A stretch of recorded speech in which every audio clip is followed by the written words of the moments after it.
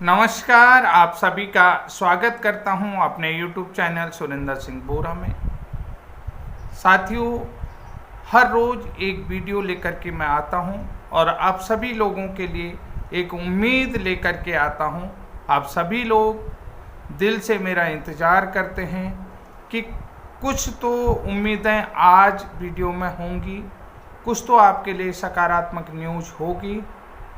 और कुछ तो ऐसा होगा जिससे कि हमारी जो परेशानियां हैं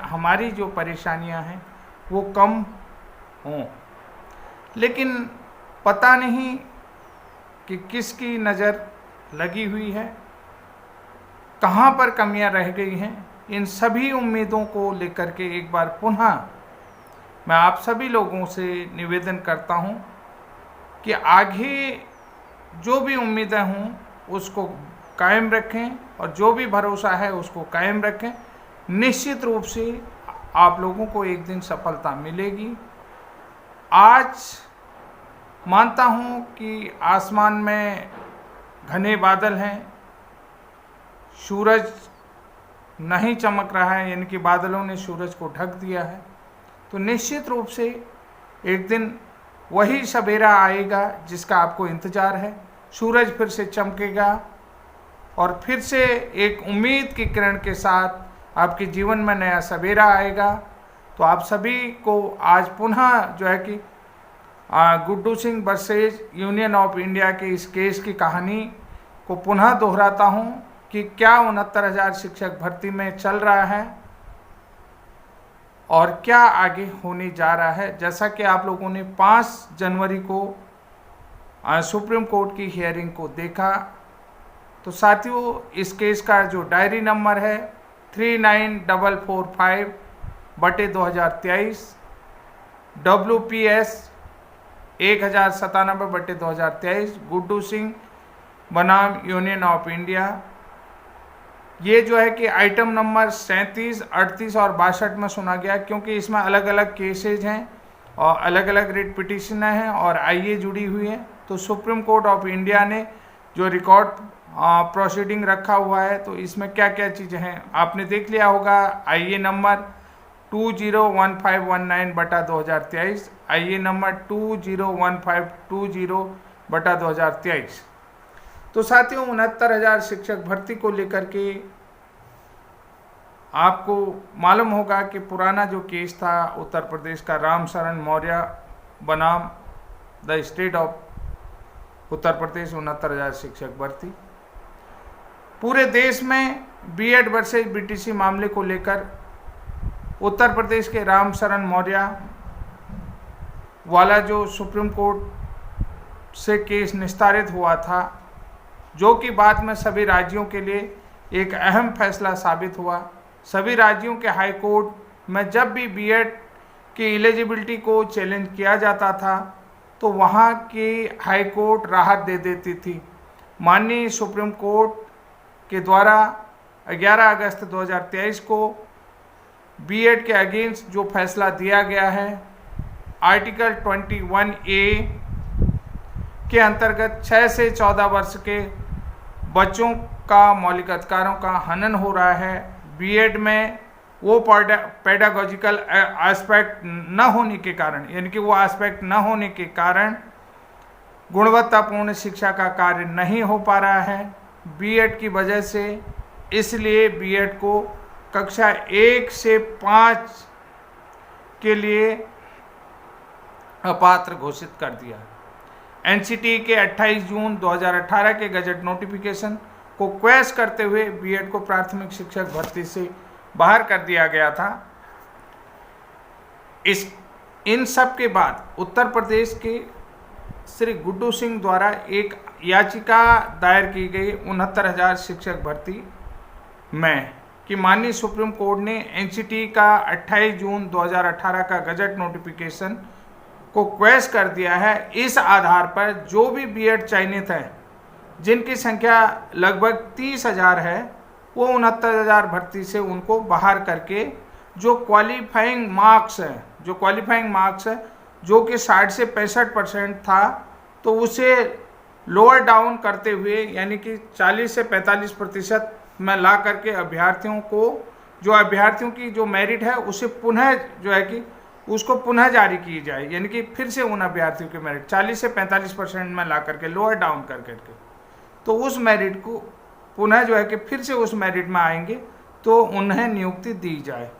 इन सब के बाद दिनांक 5 जनवरी 2024 को माननीय सुप्रीम कोर्ट में गुड्डू सिंह की याचिका में सुनवाई हुई और जिसका कोर्ट ऑर्डर भी आ चुका है, यानी कि 5 तारीख को जो गुड्डू सिंह वाले केस में सुनवाई हुई उसका कोर्ट ऑर्डर आ चुका है। अब देखिए स्क्रीन में मैं आपको दे रहा हूँ, स्क्रीन में आप इस कोर्ट ऑर्डर को पढ़ सकते हैं, देख सकते हैं कि कोर्ट ऑर्डर में क्या लिखा है।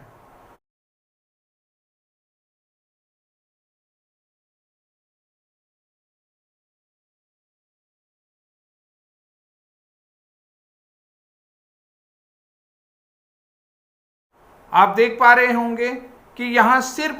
गुड्डू सिंह की याचिका नहीं है, इस केस में केवल गुड्डू सिंह की याचिका नहीं है बल्कि कई और याचिकाएं भी जुड़ी हैं, कई और नई याचिकाएं भी जुड़ी हैं, जिसमें आईए नंबर 201519/2023, आईए नंबर 201520/2023 और याचिका नंबर WPS 1343/2023 और रिट पिटीशन जिसका डायरी नंबर है 49626/2023 भी इसी केस में मर्ज हुए हैं, यानी कि इस केस के साथ जुड़ी हुई हैं। इसमें एक याचिका अरुण कुमार की है और दूसरी याचिका विजेंद्र जी की नाम से इसी केस के साथ, यानी कि गुड्डू सिंह के केस के साथ टैग हुई है। तो कई याचिकाएं अब गुड्डू सिंह के केस के साथ मर्ज कर दिया गया है, तो इसमें कई याचिकाएं जो है कि गुड्डू सिंह के केस के साथ मर्ज करी हैं और आप पूरी लिस्ट एडवोकेटों के नाम की आप देख सकते हैं और पूरी जानकारी इसमें देख सकते हैं। दिनांक 5 जनवरी 2024 को इस केस की हियरिंग हुई और यहाँ पर मेंशन है, आप देख सकते हैं इस लिस्ट में मेंशन है, देख लिया होगा। ऑर्डर में क्या लिखा है, सुप्रीम कोर्ट की तरफ से ऑर्डर में क्या लिखा, सभी काउंसिल को सुनने के बाद हम निम्न ऑर्डर देते हैं, माननीय सुप्रीम कोर्ट ऐसा कह रहा है। सभी काउंसिल मेंबर्स को, यानी कि सारे एडवोकेटों की बात को सुनने के बाद सुप्रीम कोर्ट कहता है कि यानी कि जितने भी रिस्पोंडेंट हैं, यानी कि गुड्डू सिंह की याचिका में उन सबको नोटिस इशू किया गया है, वो 2 सप्ताह में रिटर्न आंसर यानी कि काउंटर फाइल करेंगे, अर्थात अपना पक्ष रखेंगे, जिसके लिए उनके पास सिर्फ 2 सप्ताह का समय दिया गया है। यानी कि जो भी जितने भी यहाँ पर काउंसिल है उन सब की बात सुनी गई और मतलब जितने भी रिस्पोंडेंट हैं सुप्रीम कोर्ट की तरफ से उन्हें नोटिस इशू कर दिया गया, यानी कि रिटर्न नोटिस दिया गया है। तो वो जो है कि रिटर्न नोटिस में अपना काउंटर फाइल करेंगे और काउंटर फाइल जो है कि 2 सप्ताह के भीतर इस केस को फिर से सुना जाएगा। अब देखिए अन्य याचिकाओं में, जो कुछ याचिकाओं में, जो अन्य याचिकाओं में भी टाइम पीरियड को देखते हुए उनमें माफ़ीनामा एक्सेप्ट कर लिया गया, यानी कि उनका माफ़ीनामा एक्सेप्ट कर लिया गया और उसे रिट पिटीशन, गुड्डू सिंह की जो रिट पिटीशन है 1097/2023 के साथ टैग कर दिया गया। तो साथियों ये बहुत महत्वपूर्ण केस है, इस केस को आप हल्के में न लें और मैं जितने बढ़िया तरीके से आपको समझा रहा हूँ इस केस को आपको वाकई में आपके समझ में आ रहा होगा कि यानी कि जो शिक्षा मित्र हैं गुड्डू सिंह, उनकी जितनी भी जो भी उसके साथ टैग हैं, उनकी जो भी याचिका है, रिट पिटीशन है और जितनी आई हैं वो सारी चीज़ें एक्सेप्ट कर ली गई हैं कोर्ट की तरफ से सुप्रीम। अब देखिए 69,000 यहाँ पर कोर्ट में जो बहस हुआ, उत्तर प्रदेश 69,000 का जो फैसला था वो 2020 में सुप्रीम कोर्ट से डिसाइड हो चुका था। कोर्ट ने इसे मतलब अब दोबारा कोर्ट इसे सुनने को तैयार नहीं था, लेकिन कुछ उनकी तरफ से, गुड्डू सिंह की तरफ से, लेकिन इसे रिव्यू पिटीशन के तौर पर सुना जाए, ऐसा किसने कहा, जब बीटीसी के वकीलों ने कहा तो वो रिव्यू पिटीशन में सुन सकते हैं कि यानी कि इसमें कोई मैटर बचा नहीं है, इसे रिव्यू पिटीशन के तौर पर सुन सकते हैं। जब बीटीसी के वकीलों ने कहा कि पिछली हियरिंग में हमारे तरफ से जो सीनियर एडवोकेट हैं कपिल सिब्बल जी नहीं थे, तो तब कोर्ट ने कहा कि हम उन्हें भी सुन लेंगे। तो 5 जनवरी को कपिल सिब्बल जी शिक्षा मित्रों की तरफ से उपस्थित थे। शिक्षा मित्रों को अब ये फायदा यहाँ पर ये हो रहा है कि अगर क्वालिफाइंग जो मार्क्स हैं अगर उससे लोअर डाउन किया जाता है तो बीएड को हटा करके अगर जो शिक्षा मित्र 60 नंबर लाते हैं यानी 60 मार्क्स जिन्हें तो 25 नंबर का वेटेज है तो उनका सिलेक्शन इसमें हो सकता है अगर शिक्षा मित्र अगर बीएड वालों को निकाला जाता है। तो यहाँ पर देखिए निकालने की बात क्यों आ रही है। अब यहाँ पर एक बड़ा पॉइंट है कि भाई अभी तक तो मैंने कुछ बताया नहीं और आप कह रहे हो कि निकाला जाता है। तो यहाँ पर जो है कि एडवोकेट कपिल सिब्बल जी ने कहा कि ये आर्टिकल 32 का हवाला देते हुए कि ये जो भी मामला है यानी कि जो बीएड वर्सेज बीटीसी या शिक्षा मित्रों का इसका निस्तारण सुप्रीम कोर्ट में ही होना चाहिए। उन्होंने कहा जो उत्तर प्रदेश 69,000 शिक्षक भर्ती का जो मामला है इस आर्टिकल 32 के तहत इसका निस्तारण जो है कि सुप्रीम कोर्ट में ही होना चाहिए। बीएड के एडवोकेट ने कहा कि ये मामला 2020 में ही डिसाइड हो चुका है, तो अब जो 3 साल से कैंडिडेट वर्किंग हैं तो इसमें मामला कुछ बनता नहीं है। लेकिन यहाँ पर कपिल सिब्बल जी ने कहा कि जो राम शरण मौर्य का केस है वह कट ऑफ तय करने को लेकर के था, यानी कि जो राम शरण मौर्य का जो केस था वो जो है कि कट ऑफ को तय करने को लेकर के था, न कि बीएड की एलिजिबिलिटी को चैलेंज किया गया था। उस केस में बीएड की एलिजिबिलिटी को चैलेंज नहीं किया गया था। तो यहाँ पर एक नया जो बात आ रही है, नया विवाद आ रहा है कि जो राम शरण मौर्य का था वो कट ऑफ यानी कि परीक्षा परिणाम जो थे तो उसको लेकर के था। तो अब यहाँ पर जो है कि बीएड की एलिजिबिलिटी को भी चैलेंज कर दिया गया है गुड्डू सिंह की तरफ। तो राम शरण मौर्य ने जो इलाहाबाद हाई कोर्ट का जो वो था फैसला था उसी को लेकर के ये बात मैं आपको बता रहा हूँ कि बीएड की एलिजिबिलिटी को चैलेंज नहीं किया था। तो राम शरण मौर्य ने इलाहाबाद हाई कोर्ट के फैसले को, जो राम शरण मौर्य का इलाहाबाद हाई कोर्ट के फैसले को सुप्रीम कोर्ट ने भी कैरी फॉरवर्ड किया था, यानी कि उसे अलाउ किया था, उसे मानते हुए बीएड के पक्ष में आदेश दिया था, यानी कि बीएड के पक्ष में फैसला सुनाया था कि जो इलाहाबाद हाई कोर्ट की डबल बेंच ने फैसला दिया था उसको कैरी फॉरवर्ड किया था। किसने? सुप्रीम कोर्ट ने। कि उन्होंने कहा कि जो इलाहाबाद हाई कोर्ट के डबल बेंच ने जो फैसला दिया वो बिल्कुल सही है, इसमें कहीं पर भी कोई गलतियां नहीं हैं और ये केस बिल्कुल सही है, यानी कि पूरी तरीके से उस केस को सही पाया। लेकिन वकीलों की आपस में बहस हुई कि उन्होंने कहा कि इसमें केवल कट ऑफ को लेकर के थे, बीएड की एलिजिबिलिटी को लेकर के नहीं था। तो इसमें माननीय जजों की तरफ से कहा कि ये बातें हम तय करेंगे कि ये किस चीज़ को लेकर के था, कट ऑफ को लेकर के था या जो है बीएड की एलिजिबिलिटी को लेकर के था, तो इसका एग्जामिन हम करेंगे। तो ये हमारा काम है, ये कट ऑफ का था या जो है कि एलिजिबिलिटी को चैलेंज किया था। इस अब बीएड को शामिल यानी कि बीएड की एलिजिबिलिटी को शामिल था या नहीं था, इस केस को कुल मिलाकर के मैं ये कहता हूँ कि साथियों जो भी अब ये बीएड की एलिजिबिलिटी, अगर राम शरण मौर्य का केस, यहाँ पर बहुत बारीक से आप सुनिए,